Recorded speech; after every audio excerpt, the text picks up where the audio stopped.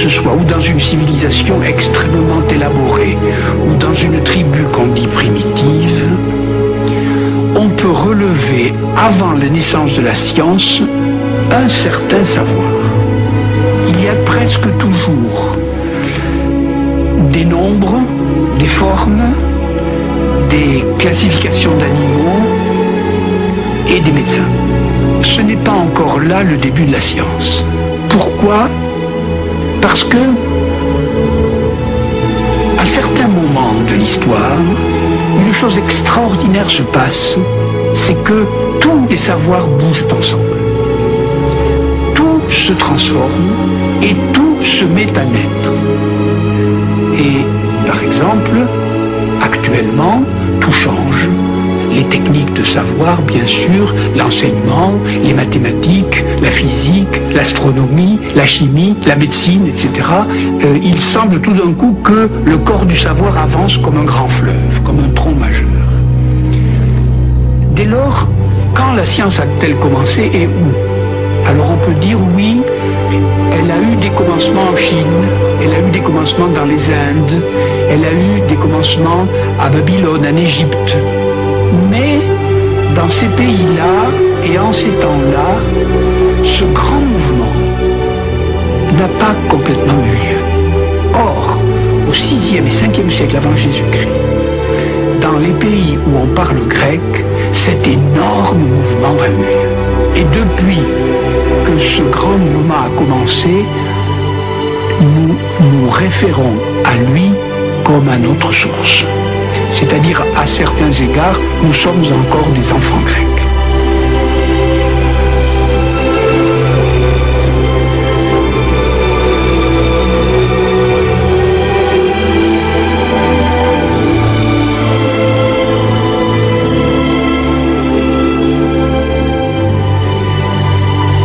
Ce que les Grecs inventent d'abord, c'est ce qu'ils ont nommé la paideia.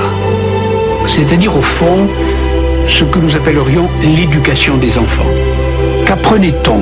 On apprenait d'abord l'Odyssée d'Homère, l'Iliade et l'Odyssée d'Homère, les poèmes homériques.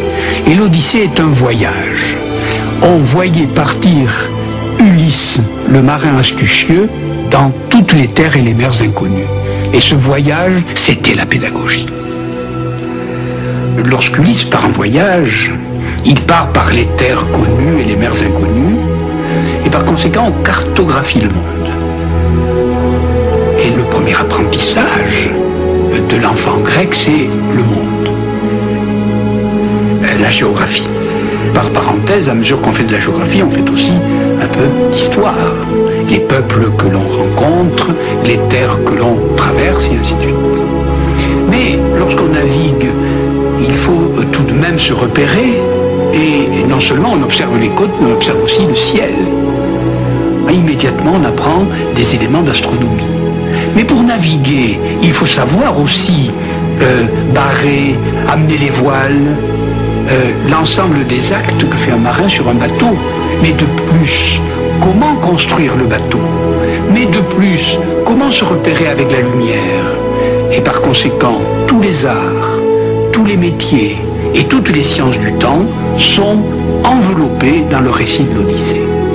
Et la paideia est à la fois savante, parce que beaucoup de choses scientifiques se trouvent dans ce texte, mais elle est aussi plaisante, parce que l'Odyssée est un texte merveilleux qu'on peut réciter parce qu'il y a des vers et chanter parce qu'il y a de la musique.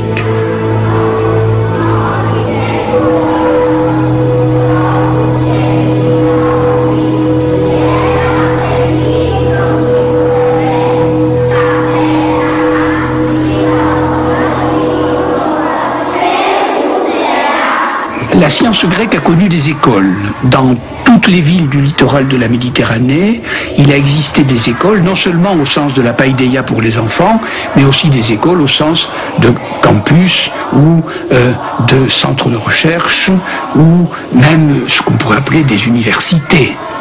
les plus grands noms. Hippocrate était à Kos, comme Platon était à Athènes, Archytas de Tarente, Platon d'Athènes, Hippocrate de Kos, Eudoxe de Cnide, Thalès de Milet. On donne leur nom et on donne aussi leur lieu d'origine. Tous ces savants ont une caractéristique tout à fait extraordinaire, c'est qu'ils ne restent pas à Milet, ils ne restent pas à Kos, ils ne restent pas à Athènes, ils voyagent. Par exemple, on connaît les voyages de Platon en Sicile, on connaît le voyage de Thalès en Égypte, on connaît le voyage d'Hippocrate à peu près partout et il revient à Kos. Et surtout, on connaît les voyages des sophistes, qui étaient des encyclopédistes, c'est-à-dire de très grands savants, et qui étaient payés pour enseigner et qui allaient vendant leurs services aux plus offrants. Et par conséquent, le monde de la science grecque, qui est un monde d'invention permanente et d'un dynamisme tout à fait extraordinaire, est un monde où les savants voyagent. C'est le monde d'aujourd'hui. Aujourd'hui, les savants voyagent pour rencontrer ou échanger des informations.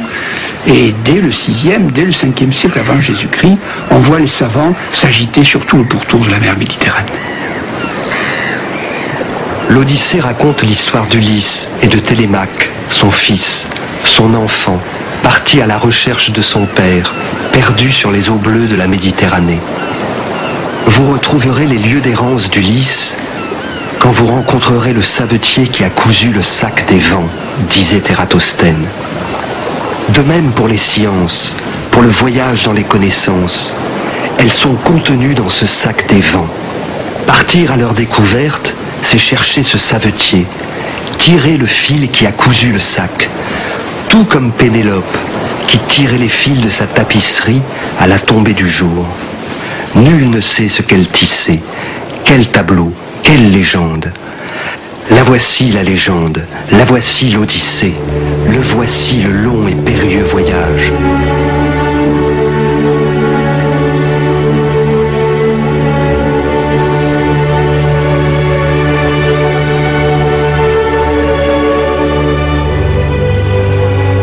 Un endroit tout à fait petit, entre la côte turque et quelques îles de la Méditerranée, comme un coup de tonnerre, une invention a eu lieu voici déjà 2 millénaires. Et cette invention tient à un mot, un seul mot.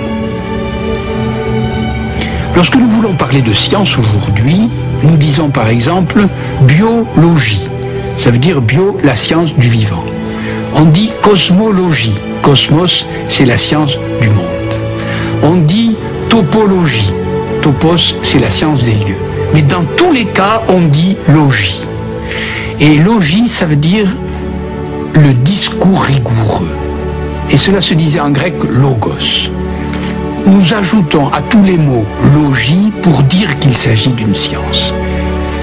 Et ce logos, qui voulait dire la parole ou le discours dans la langue grecque ordinaire, voulait dire dans la science le rapport A sur B.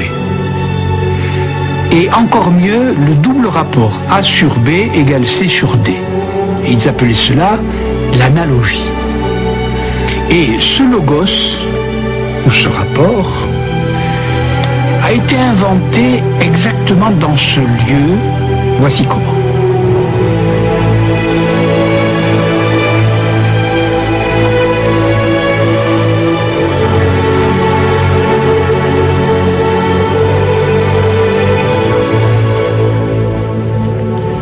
Vous prenez l'île de Samos, tout près du littoral turc. À Samos naît Pythagore. Et Pythagore invente l'arithmétique. Et dans l'arithmétique, il invente justement ce rapport 2 sur 4 égale A sur B. Il invente justement ce rapport 2 sur 4 égale 8 sur 16. Et il invente le rapport entre les nombres entiers et donc des nombres qui, un jour ou l'autre, s'appelleront fractionnaires et qui, un jour ou l'autre, s'appelleront rationnels. Et toute la théorie des nombres va découler de là. De l'autre côté de l'île, sur la côte turque, un autre homme, appelé Thalès, et qui, né à Milet, invente le fameux théorème de Thalès, c'est-à-dire les triangles semblables entre eux. Et encore, c'est le logos, puisque tel côté par rapport à tel côté est égal à tel côté par rapport à tel côté, c'est encore le même logos. Un peu à côté de Milet est une grande ville qui s'appelle Éphèse. À Éphèse naît Héraclite. Et Héraclite est un physicien. Et il est le premier très grand physicien de l'histoire. Et lui décrit les phénomènes du monde, l'évolution des choses, le passage du temps, les apparences. Et il cherche derrière les apparences la cause des choses. Et cette cause, il l'appelle le logos. Le logos arithmétique, le logos géométrique, le logos physique. Vous descendez encore la côte turque et vous arrivez dans un port aujourd'hui détruit qui s'appelle Cnide. Et là, Eudoxe de Cnide invente de nouveau un logos, et ce logos un peu plus compliqué donnera naissance à tout le discours algébrique moderne. C'est le logos de l'algèbre. Eh bien, remontons maintenant la côte turque et allons de nouveau dans les îles.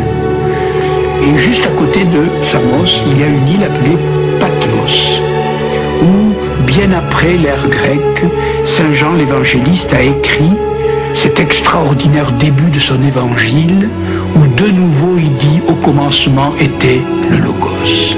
Et ce logos, pour lui, c'est encore un rapport, exactement le même rapport que l'ère grecque avait inventé, puisqu'il dit « Dieu est à son Fils ce que son Fils est à l'homme même ». Donc il dit de nouveau le rapport et l'égalité de deux rapports. Et donc dans un petit mouchoir de poche, c'est-à-dire dans un espace extrêmement petit que vous pouvez visiter à la voile en 2 jours, entre le littoral de la Turquie actuelle et quelques îles disséminées le long de ce littoral, vous êtes dans le lieu où, voici 2 millénaires, naquit ce qui fit de nous des esprits rigoureux, c'est-à-dire le logos et le rapport de langue grecque.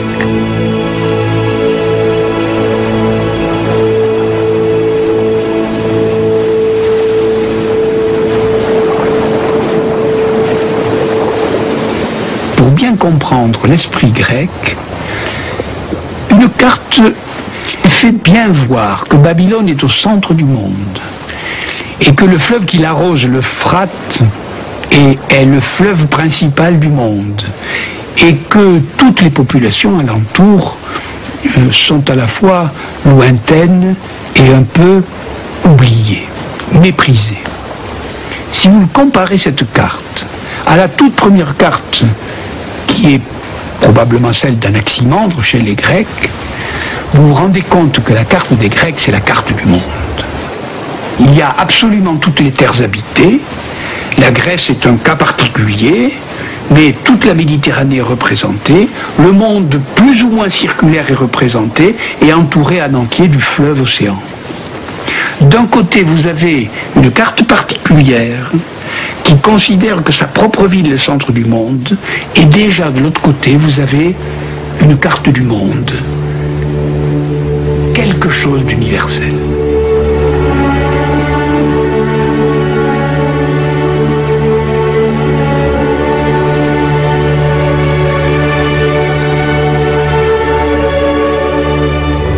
Muse, dis-moi le héros aux 1000 expédients, l'inventif, qui tant erra quand sa ruse eut fait mettre à sac l'acropole sacrée de Troade, qui visita les villes et connut les mœurs de tant d'hommes, combien en son cœur il éprouva de tourments sur la mer, quand il luttait pour sa vie et le retour de ses compagnons. Boréal, Tramontane, Apéliote, Euros, Notos, Libonotos, Zéphyros, Kertios, voici les vents qui soufflent sur le monde. Ils sont les 8 points cardinaux. Cela, c'est ce que sait Ulysse quand il entreprend son voyage depuis Ithaque autour de la Méditerranée. Ulysse est sans doute un explorateur mythique. Il doit correspondre à des figures historiques, mais les voyages du Lys sont certainement une compilation de bien des voyages. Mais nous connaissons des explorateurs réels. Par exemple, Pythéas de Marseille. Pythéas de Marseille, qui a vécu certainement au IVe siècle avant Jésus-Christ, dépasse la païdéia. Il dépasse la pédagogie, c'est-à-dire le voyage des enfants. Il dépasse en même temps le voyage du Lys. Il part de Marseille, il vogue vers le sud, il passe ce qu'on appelait les colonnes d'Hercule, c'est-à-dire le détroit de Gibraltar, il remonte le long de la côte espagnole, il reconnaît les îles du Ponant, du côté d'Ouessant, il passe vers la Manche, il fait sans doute le tour de l'Angleterre. Certains pensent qu'il est allé jusqu'à l'Islande, en tout cas il explore la Scandinavie, c'est-à-dire ce qu'on appelle aujourd'hui la Norvège, la Suède et les côtes de Finlande. Il a donc une expérience très large des pays et des mers en dehors des terres habitées, c'est-à-dire de la Méditerranée. Et nous sommes à peu près certains qu'il l'a fait pour plusieurs raisons. D'abord parce que Pline l'Ancien, dans son histoire naturelle, raconte avec beaucoup de précision un ouvrage qu'il aurait écrit, que nous n'avons plus bien entendu, et qui s'appelle Sur l'océan, où il estime la force des marées sur la côte bretonne, avec des rythmes de marée, et il semble bien qu'il ait eu une très bonne théorie pour expliquer le rythme des marées d'après la Lune, c'est-à-dire il est à peu près certain que l'influence de la Lune sur les marées était connue dès le IVe siècle par Pythéas de Marseille. J'ai vérifié dans ce golfe tranquille l'influence de la Lune sur le flot. En ce moment, Artémis, notre vaisseau, se montre dans toute sa splendeur. Et la mer s'est avancée plus loin qu'hier, mais s'est aussi retirée plus loin. La différence de hauteur semble être de 4 fois 20 coudées, ce qui me paraît énorme.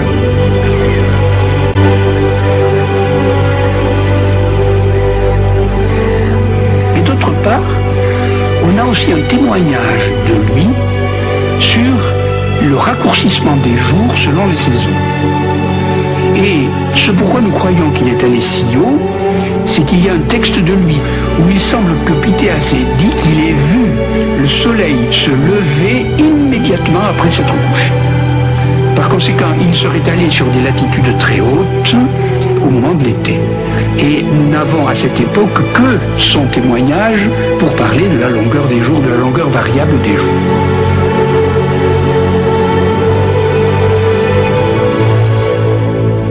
Le soleil s'est enfin montré entre les nuages gris. J'ai pu calculer les nombres qui forment une relation entre l'ombre et la hauteur du gnomon. Nous approchons du solstice et le jour est encore plus long ici qu'au pays des Bretons septentrionaux. Il dépasse 19 tours de sablier.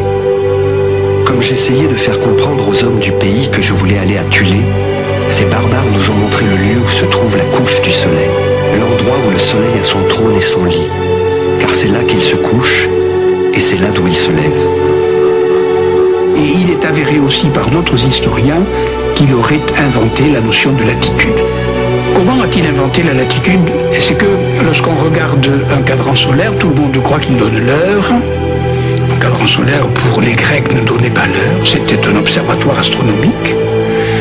Et cet observatoire astronomique donnait la longueur de l'ombre au jour le plus court, la longueur de l'ombre au jour le plus long, c'est-à-dire aux 2 solstices d'hiver et d'été, et il donnait la longueur de l'ombre au jour de l'équinoxe.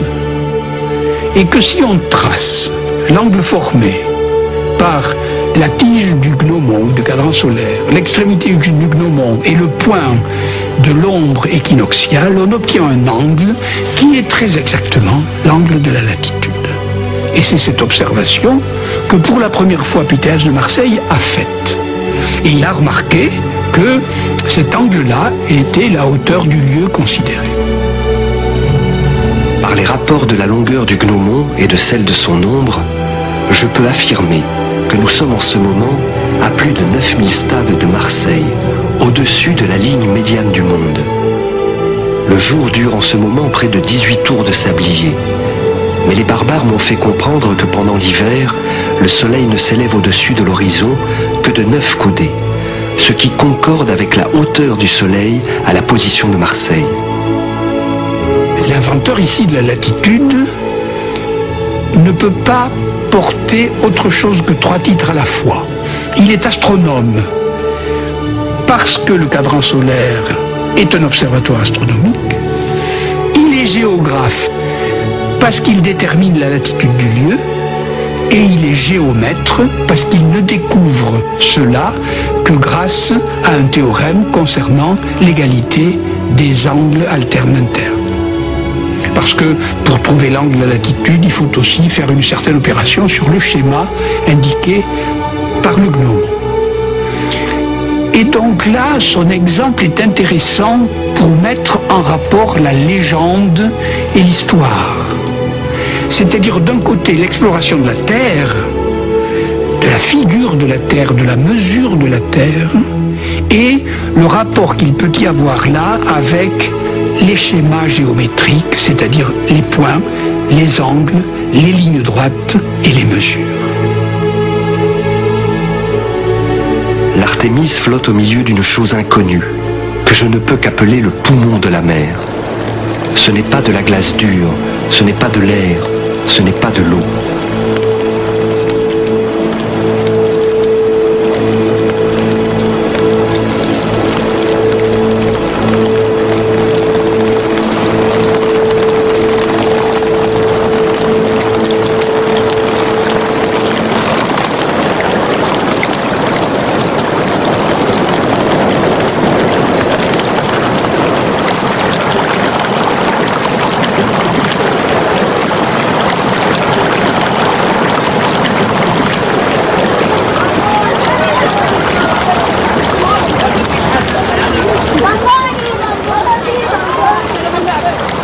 Hérodote raconte dans son livre sur l'Égypte, dans ses histoires, que Sésostris, le pharaon, a partagé un jour la terre entre les paysans égyptiens. Chacun avait son lot et chacun travaillait son lopin de terre. Et il ajoute qu'au moment de la crue du Nil, lorsque les eaux recouvrent complètement les champs, il arrivait parfois qu'en se retirant ou en venant, les eaux du Nil écornent une partie de ce champ. C'est-à-dire qu'il y a un affouillement dans la rive, qui est un effondrement de terrain, et que le paysan égyptien se trouve tout d'un coup lésé.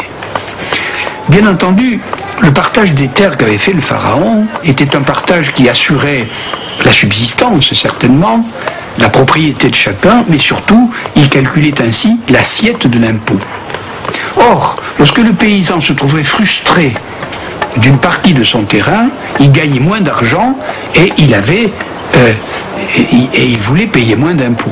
Alors, dit Hérodote, le pharaon envoyait sur place un fonctionnaire royal qu'on appelait Harpédonapte.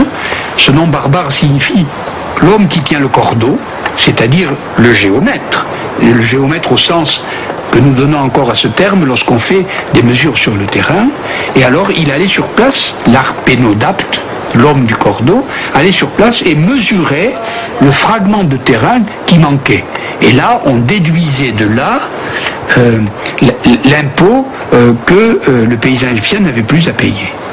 Donc dans cette histoire, il y a à la fois le partage des terres, le dessin de chaque champ, carré, rectangle, losange. Ensuite, l'affouillement de terrain qui enlève une partie de ce champ aux paysans et le rapport entre la surface de la terre et l'assiette de l'impôt. Et Hérodote conclut de cette histoire que probablement c'est de là qu'est née la géométrie. Mètre, ça veut dire mesurer, et géo, ça veut dire la terre, comme dans géographie. Donc géométrie, ça veut dire mesurer la terre. Est-ce que de là viendra la géométrie abstraite? C'est toute la question.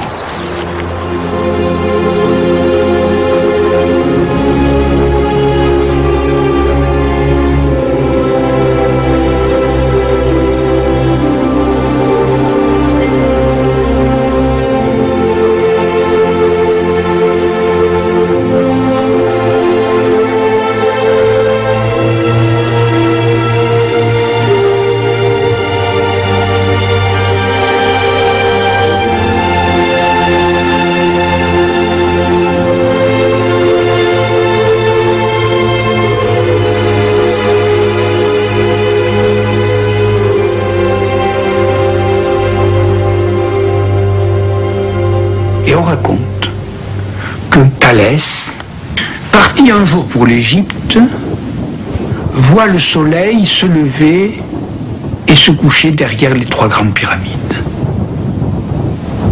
Et mesurant l'ombre que faisaient les pyramides devant le soleil, il a rapporté cette ombre à l'ombre que faisait son propre corps à la même heure. Vous voyez donc la pyramide debout, l'ombre longue qui étale sa noirceur derrière la pyramide, vous voyez l'homme debout, son ombre portée sur le sable, voilà 2 triangles, et il observe qu'il y a le même rapport entre la hauteur d'une pyramide et son ombre portée que le rapport entre son propre corps et l'ombre portée de son corps. Il invente donc le fameux théorème des triangles semblables. Et ce théorème des triangles semblables, c'est le théorème de l'échelle. C'est-à-dire, est-ce qu'on peut représenter un objet qui garderait la même forme et qui n'aurait pas la même taille? Invariance de forme par variance de taille. Et l'invariance de forme par variance de taille, c'est précisément le problème de l'échelle. On voit donc bien là qu'on peut, de nouveau, comme au moment du Pithèse de Marseille, faire un rapport entre la géographie, c'est-à-dire le problème de la carte, le problème de la représentation, le problème de l'échelle, d'une part, et d'autre part la géométrie, c'est-à-dire l'invention du théorème des triangles semblables et probablement l'invention du premier de tous les théorèmes, c'est-à-dire l'invention de la géométrie elle-même.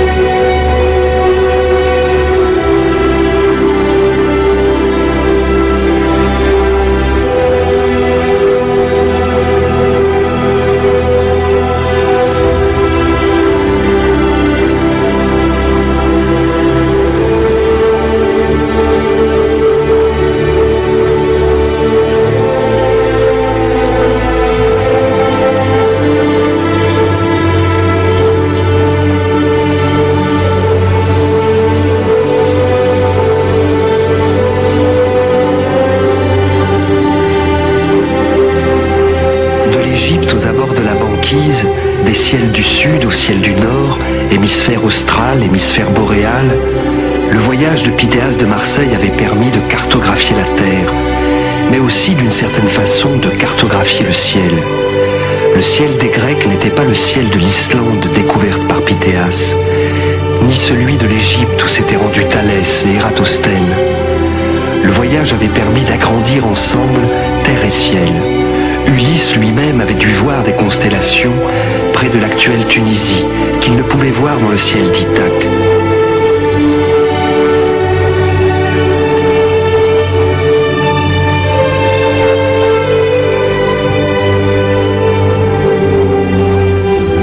Pour observer le ciel, il faut un observatoire.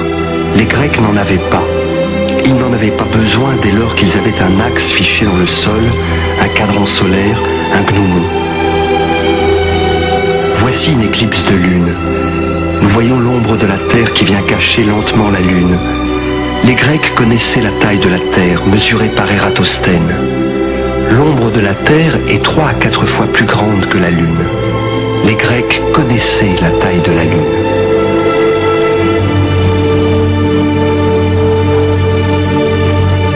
Et ici, Aristarque de Samos estimait la distance relative du Soleil et de la Lune à la Terre, en prenant des mesures sur un triangle construit le plus exactement possible, de façon à être semblable au triangle rectangle formé par les 3 astres, à l'instant où la Lune se trouve en quadrature, et où, pour définir le triangle, il suffisait d'observer l'angle à la Terre. Comme Thalès, Aristarque fabrique le modèle réduit de telles situations astronomiques. Mesurer l'inaccessible consiste à le reproduire, ou à le mimer dans l'accessible. C'est ce que fait Thalès, c'est ce que fait Aristarque, c'est ce que fait toute légende.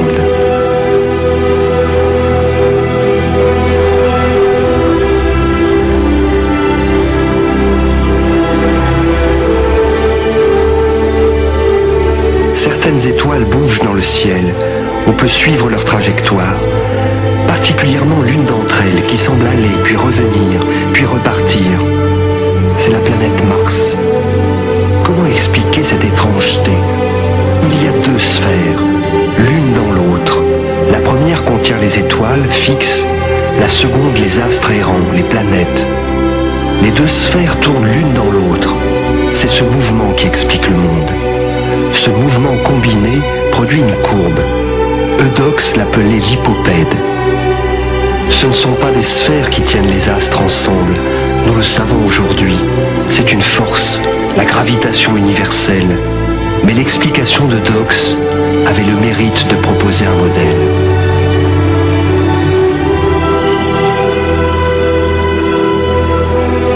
Ce qui caractérise l'astronomie grecque dès le départ, par rapport à toutes les astronomies qui la précèdent ou l'accompagnent, c'est l'extraordinaire précision du modèle géométrique qu'ils ont utilisé.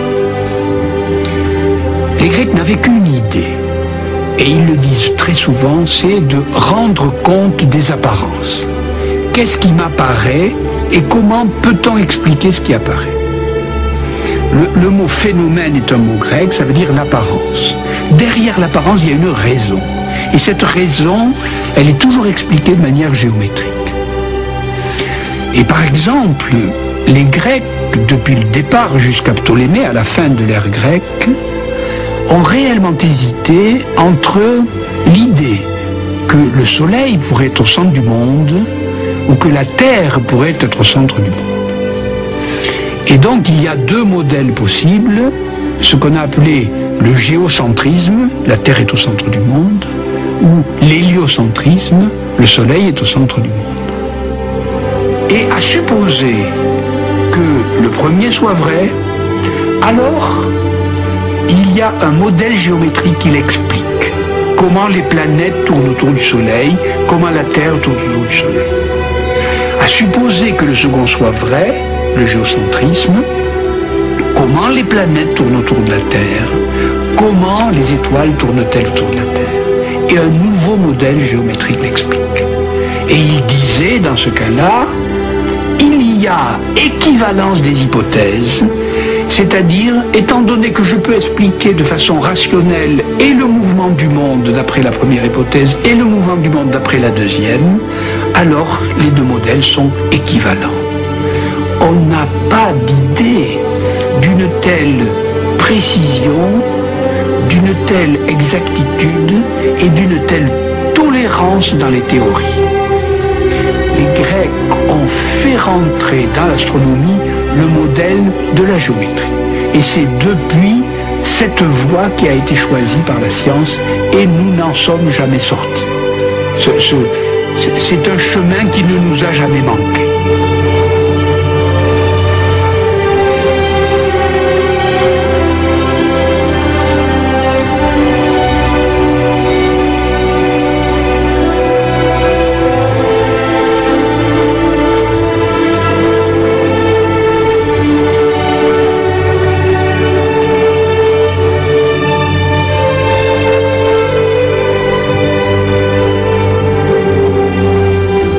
De très passionnant dans le cas de la musique, c'est d'abord l'application de l'idée d'harmonie musicale à toute la physique et au monde.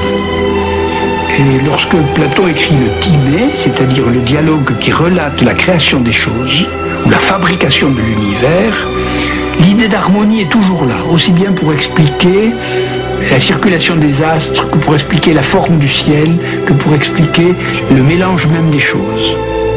Il y a toujours une idée musicale, c'est-à-dire la gamme est utilisée pour faire voir la structure profonde des choses. Et d'autre part, une des théories pour expliquer la création même des mathématiques grecques, c'est précisément la musique. On raconte sortant d'une promenade, avait entendu le forgeron au travail. Il avait écouté le bruit que faisait le marteau sur l'enclume.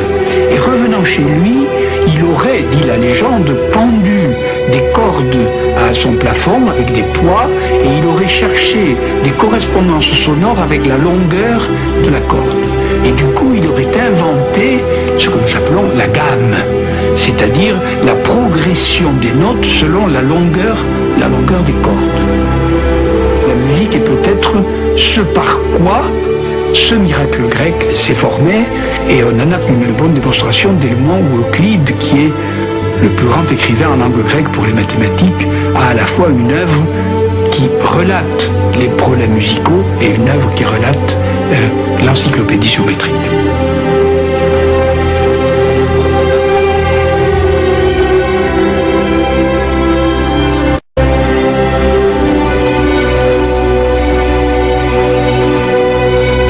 Théorie qui touchait à la fois au monde physique et au monde abstrait chez les Grecs était la théorie pythagoricienne, qui n'avait d'ailleurs qu'une phrase pour l'exprimer: toutes choses sont nombre. Il voulait dire par là que le nombre était le modèle d'explication générale de toutes choses. Et donc cela a été vrai pour l'astronomie, aussi bien le mouvement des cieux, cela a été vrai pour la musique, puisque les rapports musicaux n'étaient que des nombres. Cela a été vrai pour absolument toutes les apparences, pour l'histoire, pour la datation, et même probablement pour les petits cailloux. Ces petits cailloux que les latins appelaient calculus, c'est-à-dire ceux avec quoi on fait le calcul. Donc même la structure atomique ou la structure intérieure des choses était exprimable par des nombres. Il y a donc dans cette théorie une sorte d'arithmétique universelle qui nous fait rêver aujourd'hui, parce que lorsqu'on voit même la mécanique quantique, elle dit un peu ces choses-là, ou même certains développements de nos algorithmes aujourd'hui, où on voit bien aussi que tout est nombre.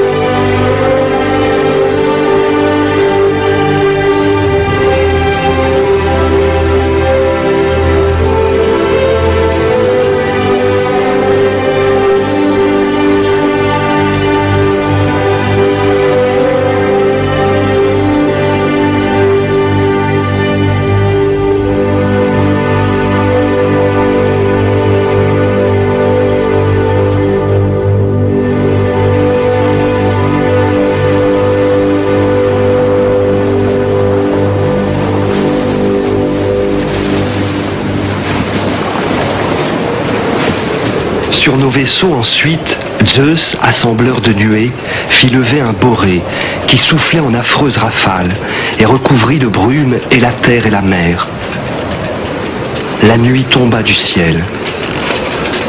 Nos vaisseaux soulevés par l'avant allaient à la dérive, et la violence du vent déchira leurs voilures en 3 ou 4 morceaux.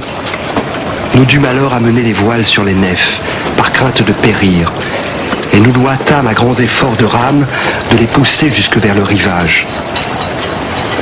Là, durant 2 jours et 2 nuits de suite, nous restâmes étendus sur la terre, le cœur rongé de fatigue et de peine.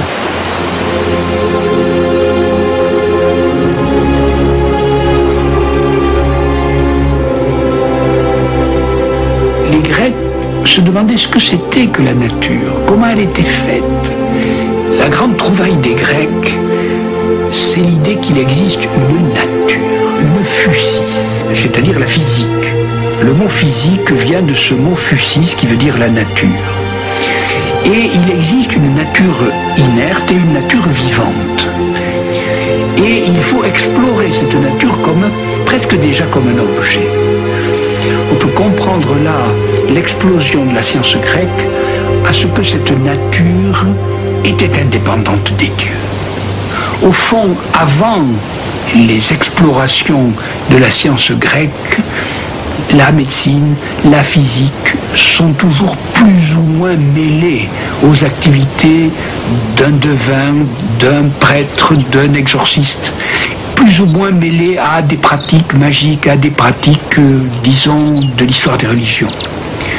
Chez les Grecs, il y a une vraie coupure entre le monde des dieux d'un côté et de l'autre, le monde de la science. Et c'est peut-être une des raisons du miracle grec.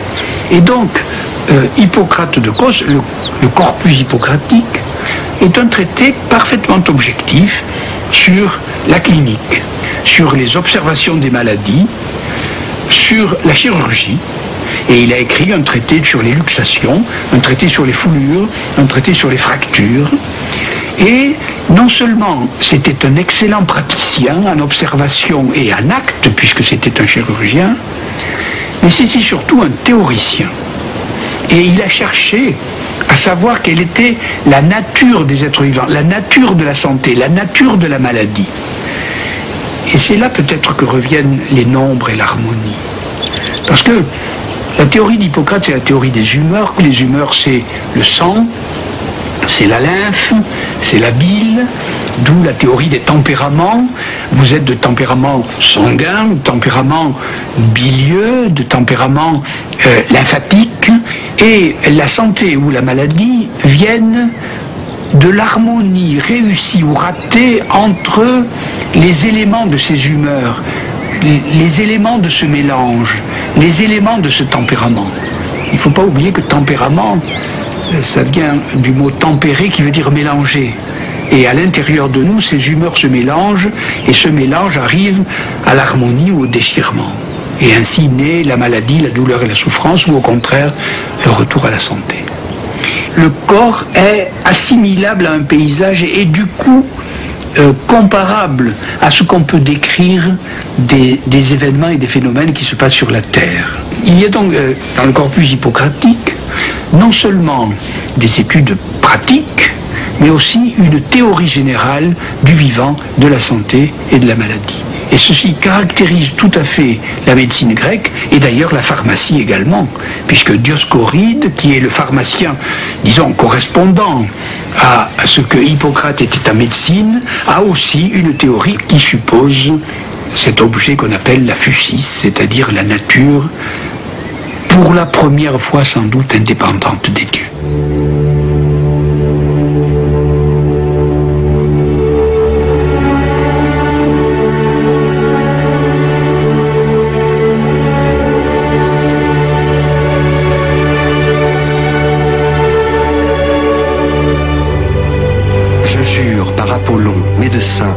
Par Esculape, par Hygie et Panacée, par tous les dieux et les déesses, et les prends à témoin que j'accomplirai selon toutes mes forces et mes capacités ce serment tel qu'il est écrit. Je regarderai comme mon père celui qui m'a enseigné la médecine, et je partagerai avec lui tout ce dont il aura besoin pour vivre. Je regarderai ses enfants comme mes frères. Je prescrirai aux malades le régime qui leur convient, avec autant de savoir et de jugement que je pourrai, et je m'abstiendrai à leur égard de toute intervention malfaisante ou inutile. Je ne conseillerai jamais à personne d'avoir recours au poison, et j'en refuserai à ceux qui m'en demanderont. Je conserverai ma vie pure et sainte, aussi bien que mon art. Je ne pratiquerai pas d'opérations dont je n'aurai pas l'habitude, et les laisserai à ceux qui s'en occupent spécialement. Lorsque j'irai visiter un malade, je ne penserai qu'à lui être utile, me préservant bien de tout méfait volontaire et de toute corruption avec les hommes et les femmes. Tout ce que je verrai ou entendrai dans la société, pendant l'exercice ou même hors de l'exercice de ma profession, et qui ne devra pas être divulgué, je le tiendrai secret, le regardant comme une chose sacrée. Si je garde ce serment sans l'enfreindre en quoi que ce soit, qu'il me soit accordé de jouir heureusement de la vie et de mon art, et d'être honoré à jamais parmi les hommes. Si je manque et me parjure, qu'il m'arrive tout le contraire. C'est ce serment qui est prononcé aujourd'hui encore par tout médecin qui veut exercer son art, le serment d'Hippocrate.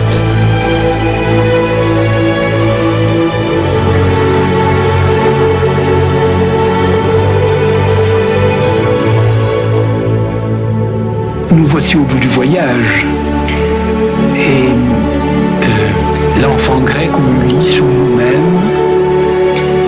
avons visité des îles ou des continents.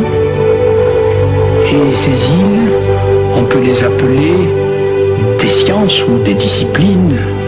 Il y a eu le continent mathématique, le continent astronomie, le continent physique, le continent médecine, pharmacie. Nous voici donc au bout du voyage. À un certain moment, la science grecque disparaît. Elle est née, nous savons quand, nous savons certainement où, nous ne savons pas très bien de quoi, mais nous savons qu'à un moment, elle cesse, elle s'endort et elle disparaît. Elle cesse d'irriguer la terre grecque. Mais ce qui naît quelque part reparaît ailleurs.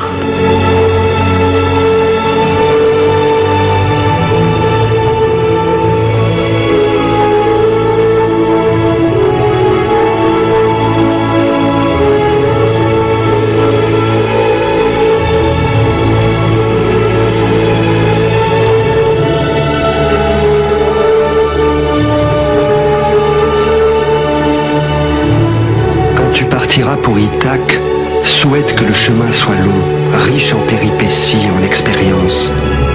Ne crains ni les lestrigons, ni les cyclopes, ni la colère de Neptune. Tu ne verras rien de pareil sur ta route si tes pensées restent hautes, si ton corps et ton âme ne se laissent effleurer que par des émotions sans bassesse. Tu ne rencontreras ni les lestrigons, ni les cyclopes, ni le farouche Neptune si tu ne les portes en toi-même, si ton cœur ne se dresse pas devant toi.